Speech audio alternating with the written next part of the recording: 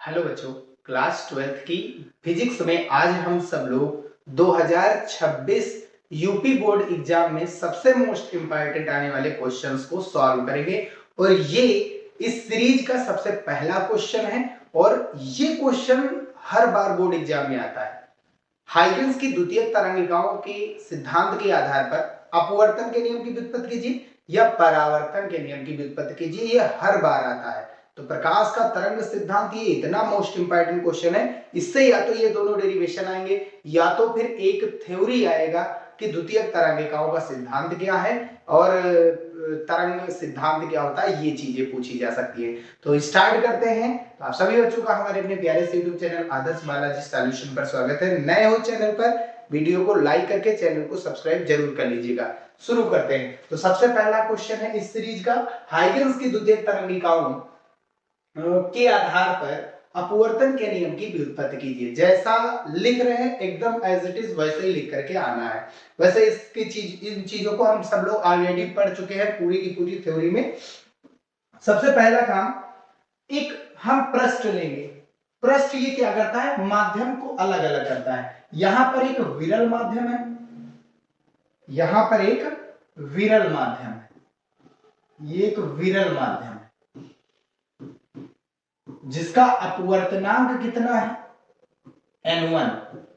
ठीक है, और इस माध्यम में प्रकाश की चाल कितनी है, प्रकाश की चाल कितनी है, v1। क्लियर? ये हमारा है सघन माध्यम। कौन सा माध्यम है, सघन माध्यम, जिसका अपवर्तनांक कितना है, n2। और इस माध्यम में प्रकाश की जो चाल है वो कितनी है, v2। प्रकाश की चाल कितनी है भैया, v2। तरंग दैर्घ्य भी दे सकते हैं, तरंग दैर्घ्य λ2 और यहां पर तरंग दैर्घ्य λ1। तो हमने किया क्या है, हमने एक पृष्ठ लिया है जेड जेड डैश, ये पृथककारी पृष्ठ कह दीजिए या फिर अपवर्तन के नियम की बात कर रहे हैं तो अपवर्तक पृष्ठ। इस पर एक तरंगाग्र हम डालेंगे तिरछा करके। एक तरंगाग्र का मतलब हम सब लोग ऑलरेडी पढ़ चुके, तरंगाग्र का मतलब एक ऐसा काल्पनिक पृष्ठ जिस पर स्थित सभी कण साथ साथ कंपन करते हैं, साथ साथ ऊपर नीचे आते जाते हैं, कंपन की समान कला में होते हैं। और उसका नाम हम लोग ए बी रख रहे हैं। नाम क्या है, ए बी। और यहां से आ रही है प्रकाश तरंग। तरंगाग्र पर कितने अंश का कोण बनाती है, 90 अंश का। कई सारी आ रही, लेकिन हम दिखा कितने रहे, दो। एक जो ए से आ रही, दूसरा जो बी से आ रही है। अब सबसे पहली चीज यहां से देखिए, अगर हम यहां से एक लंब डालेंगे तो ये चीज बताइए,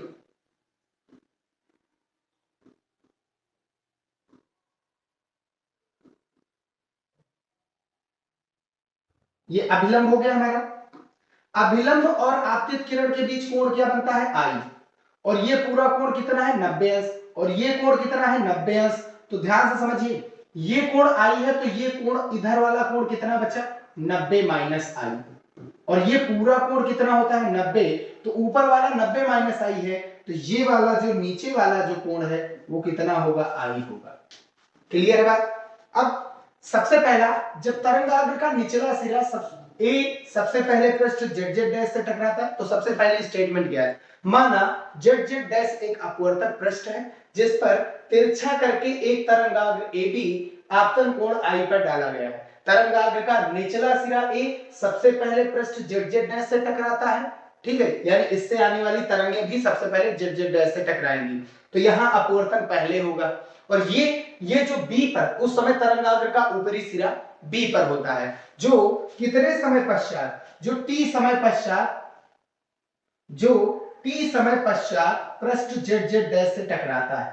कितने समय पश्चात भैया, T समय पश्चात पृष्ठ जेड जेड डैश से टकराता है। और किस पॉइंट पर ये टकरा रहा है, B डैश पर। अब ध्यान से समझिए, यहां से यहां तक आने में कितना समय लगा, T समय लगा। अब दूरी का फार्मूला लगाइए, दूरी बराबर क्या होता है, चाल। इस माध्यम में प्रकाश की चाल कितनी है, v1। और समय यहां से यहां तक आने में कितना लगा, t समय लगा। क्लियर बात?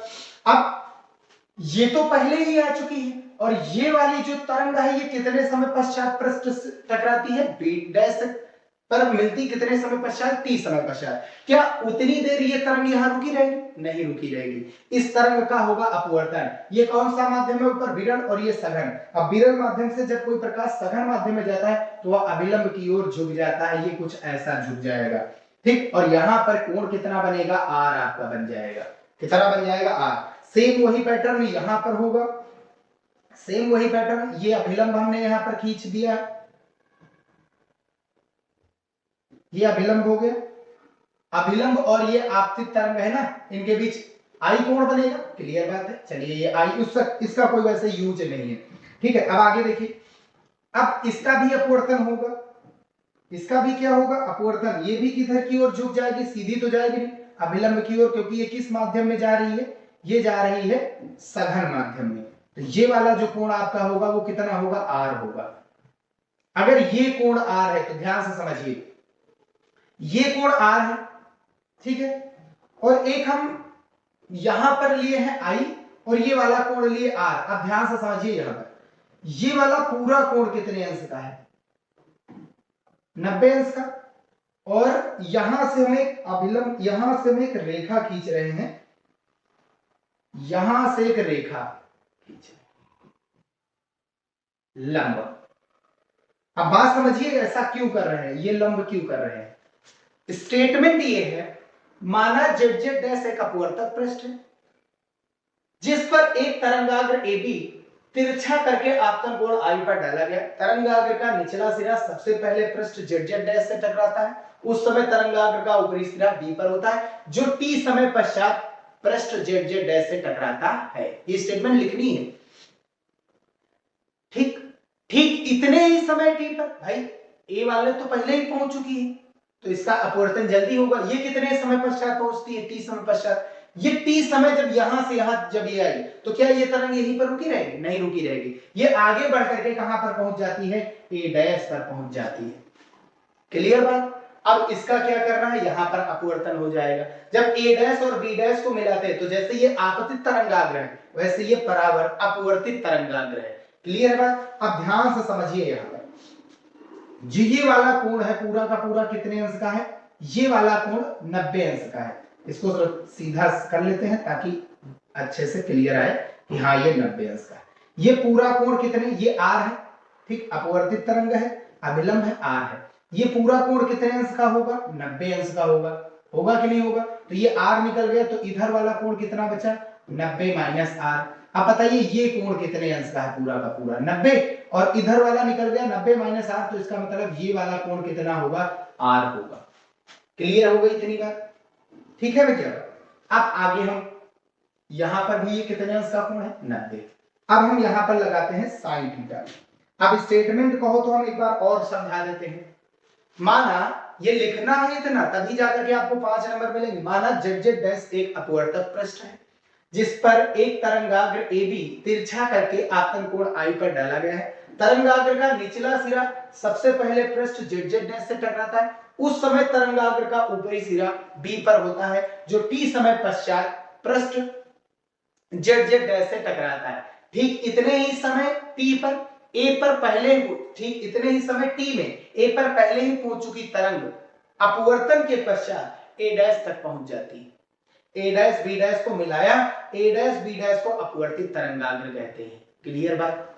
अब ध्यान से समझिए, ये वाली यहां से यहां पर आई है, कितने समय में? t ही समय में आ रही है, यहां से यहां तक आई, दूरी बराबर 4 गुणा समय। इस माध्यम में प्रकाश की चाल कितनी है? v2, तो दूरी कितनी आ गई? a डैश आपकी v2t, और bb डैश आपकी कितनी हो गई? bb जो डैश है वो v1t हो गया, और a डैश आपका क्या हो गया?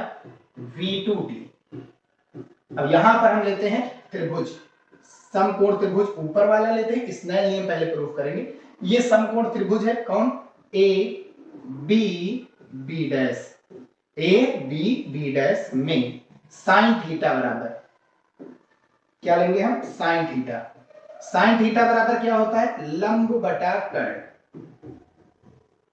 लंब बटा कर्ण। तो थीटा की वैल्यू यहां पर कितनी है? I लेंगे, क्योंकि हमको स्नेल नियम प्रूफ करना है ना, तो साइन I बराबर ये वाला कोण लेंगे, तो इसके सामने वाली भुजा लंब जो कि BB डैश है और बटा कर्ण 90 अंश के सामने वाली भुजा कर्ण कितनी है AB dash. Equation number first.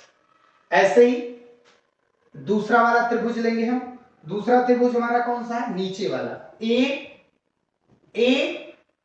ए डैश बी डैश, समकोण त्रिभुज ए डैश बी डैश में यहां पर भी वही रूल, साइन थीटा बराबर लंब बटा कर्ण होता है, वही चीज यहां पर लगाएंगे। हो गया। अब लंब कितना है यहां पर वो चीज देखिए, लंब कोण कौन सा लेना है, आर। कोण कौन सा लेना है, आर। इसने लिया है साइन आई बटे साइन आर करना है ना, साइन आर 90 अंश। आर जो कोण लेते हैं उसके सामने वाली भुजा लंब होती है, कितनी है ए डैश और बटा कर्ण 90 अंश के सामने वाली भुजा कर्ण A B dash. Equation number second, दोनों को डिवाइड कराइए। Equation first divided by equation second, तो हमको मिलेगा क्या, साइन आई बटे sine R. Sine I LHS का एलएचएस से भाग और बटे में साइन आर।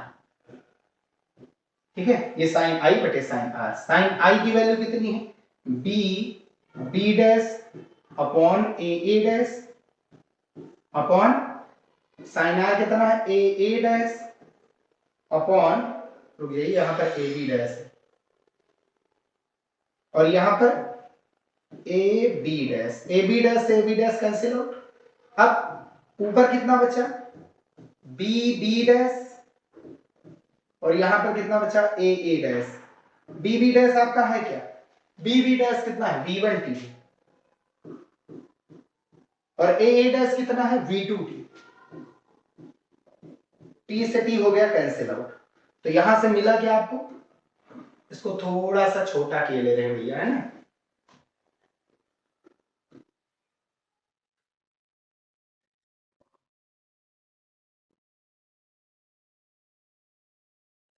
अब ये क्या आएगा, अब हमें यहां पर मिलेगा साइन आई बटे साइन आर बराबर V1 upon T. V1 upon T किसके बराबर होता है, N2 अपॉन N1 के, और लेमडा 1 अपॉन लेमडा 2 के भी बराबर होता है। और यही है आपका स्नेल का नियम। कौन सा नियम है भैया, ये स्नेल का नियम। हो गया, लिख देना, यही स्नेल का नियम, स्नेल का नियम है, जो कि अपवर्तन का कौन सा नियम है, द्वितीय नियम। अर्थात साइन आई तथा साइन आर, यानी कि हम कह सकते हैं कि आपतन कोण की ज्या तथा अपवर्तन कोण की ज्या के अनुपात माध्यम के अपवर्तनांक के अनुपात के बराबर होता है। इसको ऐसे भी तो लिखते हैं, साइन आई बटे साइन आर बराबर N2 अपॉन N1 को क्या लिखते हैं, 1N2 लिखते हैं कि नहीं लिखते हैं, सापेक्ष अपवर्तनांक, यही तो है। और पहला नियम क्या होता है, पहला नियम यहां पर इसी के नीचे हम प्रथम नियम लिखे दे रहे हैं। इसी के नीचे हम कौन सा नियम लिखे दे रहे हैं, प्रथम नियम लिखे दे रहे हैं। यहां पर प्रथम नियम, प्रथम नियम क्या होता है, वो तो द्वितीय नियम हो गया प्रूफ।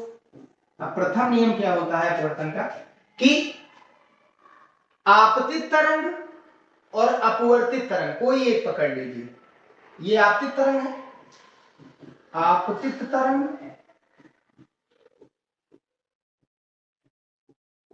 कामा अपवर्तित तरंग,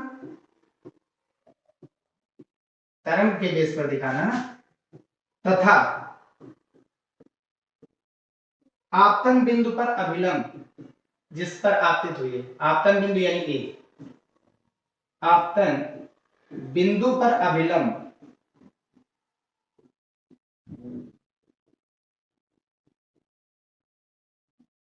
तीनों एक ही